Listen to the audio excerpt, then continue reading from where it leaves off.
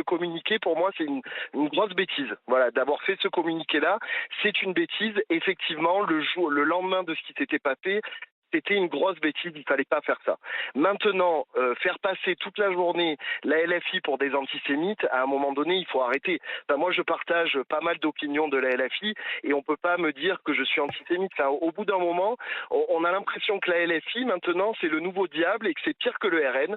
Enfin, quand j'entends Zora souvent à l'antenne ou d'autres personnes, enfin, au bout d'un moment, il faut arrêter. Enfin, voilà. Et ils défendent quelque chose qui, si on regarde, on essaie d'être un petit peu objectif.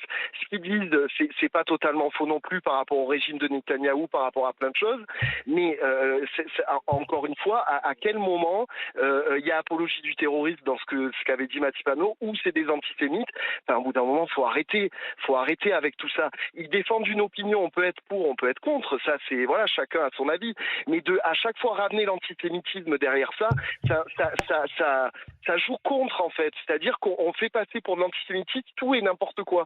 Donc à un moment donné, il faut arrêter. C'est comme comment dirais-je, quand on parle de Rima Hassan, moi personnellement, je la connaissais pas cette dame. Donc effectivement, j'ai entendu les polémiques par rapport à Rima Hassan, etc. J'ai écouté ce qu'elle dit en fait. Est-ce que vous avez écouté ce qu'elle dit? Est-ce qu'à un moment donné, elle est antisémite cette dame? Enfin, moi, je l'ai écoutée et à aucun moment, et pourtant je suis juif, j'ai vu de l'antisémitisme dans ce qu'elle dit en fait. Donc à un moment donné, il faut arrêter.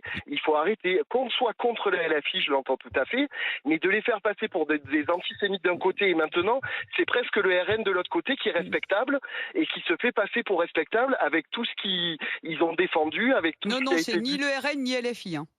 Ah ben tant mieux, mais c'est très bien. Mais là, c'est parce que vous écoutez pas les juger. le, Parce que à quel moment on peut combattre les idées des LFI en étant au RN? On peut combattre les deux. Sauf que ces derniers, depuis 7 mois, depuis ces tragiques attaques et ces attaques terroristes du 7 octobre, effectivement, ce qu'on entend, c'est que la LFI, c'est le diable. Alors, et c'est les méchants. Attendez Cyril, simplement, puisque vous êtes là, vous dites, écoutez, moi j'en ai un peu assez qu'on tape sur Mathilde Panot, sur la France Insoumise. Juste, est-ce que vous êtes d'accord? Après, je soutiens pas. Non mais attendez Cyril, venons-en simplement au fond, juste sur le fond. Est-ce que vous êtes d'accord avec le communiqué qu'il s'agit d'une offensive armée de forces palestiniennes contre l'occupation israélienne? Parce que c'est ça. Moi, je pense personnellement que d'avoir fait ce communiqué le jour de l'attaque était une grosse erreur et une grosse bêtise. Maintenant, c'est un sujet très compliqué. C'est-à-dire qu'on ne peut pas dire il y a du blanc et il y a du noir. L'apologie du terrorisme, elle est là, c'est ce qu'on dit. Non, j'arrive pas à vous suivre, moi, Cyril. Du terrorisme, pour moi, il n'y a pas d'apologie du terrorisme dans le sens où, à aucun moment... Gaza est occupé, Cyril? Gaza est occupé, Cyril? Ah ben, mais ça, c'est... Non mais factuellement, la réponse. Comment appelez-vous ce qui se passe en Palestine en ce moment? Est-ce que vous trouvez ça non mais le 7 octobre, c'est vrai, Gaza n'était pas occupé. Voilà, merci. Où je n'arrive pas à vous suivre, moi Cyril, où j'arrive pas à vous suivre, c'est qu'à un moment donné, cette importation du conflit, parce que LFI, ils font ça systématiquement, cette importation du conflit qui consiste à faire croire que le Hamas, c'est des résistants et Netanyahou et Tzahal, c'est des nazis, je pense qu'elle contribue aussi à ce que des jeunes qui sont nés en France, comme Mera, comme les Ferrer Kouachi, passent à l'acte.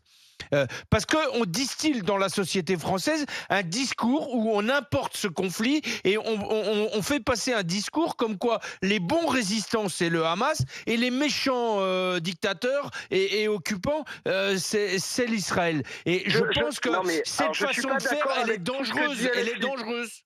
Oui, non, mais je suis pas d'accord avec tout ce que dit LFI. Par contre, là, vous dites, la LFI fait ça, mais de l'autre côté, on croit aussi que Benjamin Netanyahou, c'est un grand gentil, c'est un grand humaniste, et que les méchants, c'est les Palestiniens. Moi, je suis contre la politique. Non, mais là, je crois qu'on s'éloigne. Pardon, mais excusez-moi, on s'éloigne du débat. Le débat n'est pas de savoir qui a raison ou tort. Le débat est de savoir. Je répondais moi, je voudrais savoir si Cyril est d'accord avec les propos écrits par Rima Hassan, qui reprend la charte du Hamas et qui veut la destruction d'Israël et qui l'a écrit. Alors moi, Madame Zora Habitant, j'ai écouté Madame Rima Hassan. Non, pas écouté, parce que vous avez lu tous les tweets qu'elle a fait qui reprennent clairement de la mer au Jourdain et qui écoutez, moi, si vous le dites, je peux vous croire. Mais c'est écrit ne les ai pas vus. Maintenant, je l'ai écouté. Il faut aussi écouter ce que disent les personnes. Moi, quand je l'ai écouté, j'ai entendu quelqu'un qui disait qu'effectivement, les actes du 7 octobre, c'était des actes terroristes. Voilà, elle pour elle, on a un petit souci avec la ligne de moi, Cyril. je trouve que là, on s'éloigne du débat. Parce que là, on est en train de faire un débat sur qui a raison ou pas, Gaza, Israël. Le débat n'est pas là. Le débat, c'est. Il y a un délit qui a été créé, qui n'est pas vieux. Apologie du terrorisme a été créé par François Hollande en 2014. Oui. C'est récent. On était en plein contexte. Et c'est derrière. Et à l'époque, certains avaient dit attention, danger. L'enfer est pavé de bonnes intentions et on pourra détourner son usage. Et le détournement de son usage avait déjà été pointé. On est en plein dedans. Mais Olivier, laissez-moi terminer, sinon moi je m'en vais, c'est avec vous qui parlez. Oh, ça va. Hein. Reste en plus. Donc en fait, on est en plein dedans. C'est-à-dire que là, on est en train de faire un débat très intéressant. Mais donc la justice n'a rien à voir. C'est-à-dire que c'est dans le cadre d'un débat qu'on doit mettre Mathilde Panot face à ses contradictions, face à ses ambiguïtés. Mais c'est pas le commissaire de police ni la justice qui doit trancher ça. Mais sinon, le débat politique, il est mort en France. Et en plus, mais je suis pas d'accord avec toi, Olivier, parce que Mera et Kouachi, ils sont nourris. Quel est le rapport de Mera et Kouachi? Leur genèse, c'est aussi un discours ambiant qui dit que la société française, elle est raciste, qui dit que la société française, enfin voilà, et à un moment donné, ce débat politique que porte Mathilde Panot. Kouachi et Mera, c'est des idéologues islamistes. C'est le salafisme qui est un danger. C'est pas la France insoumise. Alors ça, je suis d'accord avec toi. Quand tu as pignon sur rue et que tu peux distiller en toute impunité ce discours-là, je suis désolé, ça crée du terrorisme. Contredis-le par les idées, pas en convoquant dans un commissariat. D'accord, il faut mettre des lignes rouges. Qui sera convoqué dans un commissariat. Mettre des lignes rouges, quoi. Je suis désolé, mais c'est possible. Mathilde Panot, chaque fois qu'elle a été invitée, soit le dimanche dans votre émission, vous savez, les trucs de débat là avec Monsieur Duhamel, que j'adore. Non, je rigole. Elle sait expliquer, je suis désolé, hein. Il y a eu débat. Oui, mais à un moment donné, ça peut être qualifié comme apologie du terrorisme. Mais en quoi c'est de l'apologie du terrorisme? Sincèrement, je ne vois pas dans le communiqué. Et machin, là, en plus, c'était des gamins de l'aide sociale à l'enfance. On s'est mal occupé d'eux. Ben si, c'est un truc en plus. Non, mais là, on mélange tout. Mais pardon, moi, je reprends le communiqué. On reprend la judiciarisation, il a raison. Moi, je peux partager l'opinion d'Olivier. Ils ne disent pas bravo la masse. On peut partager. Non, mais là où il y a une frontière, c'est que je peux partager l'opinion d'Olivier, où c'est vrai.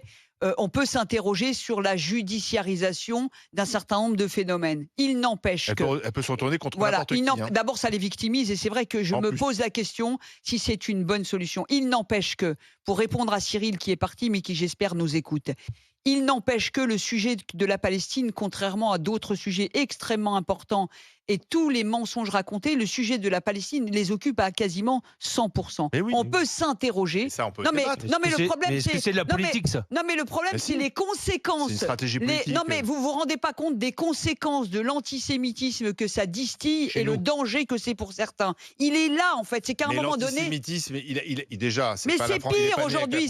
Depuis le 7 octobre, c'est pire. C'est pire. D'accord. C'est pire. Mais oui. C'est pire. Mais on savait comme ça. Mais oui. Pour Cyril. Donc aujourd'hui, on nous explique que si Netanyahou part, ça règle le problème. Mais non. Mais ça, c'est du débat politique, encore une fois. Et pareil, le fait de mettre... mais faire un communiqué comme elle l'a fait, ça l'est plus. Le fait de mettre sur une liste une activiste franco-palestinienne, c'est un pari politique. Ils veulent récupérer les voix des musulmans et ils veulent faire de cette campagne européenne la campagne du conflit israélo-palestinien. C'est une stratégie politique. On peut en débattre, mais ça n'a rien à voir avec l'apologie du terrorisme. On peut trouver ça. Ça contribue quand même à créer un climat. Pour l'instant, ça ne fonctionne pas parce qu'ils ne décollent pas dans les sondages. Alors, tu me donnes une idée. Aujourd'hui, on reproche au RN d'utiliser l'immigration et les migrants à des fins de stratégie politique. Et du coup, ça distille dans la société. Certains disent que ça distille dans la société du racisme et du rejet.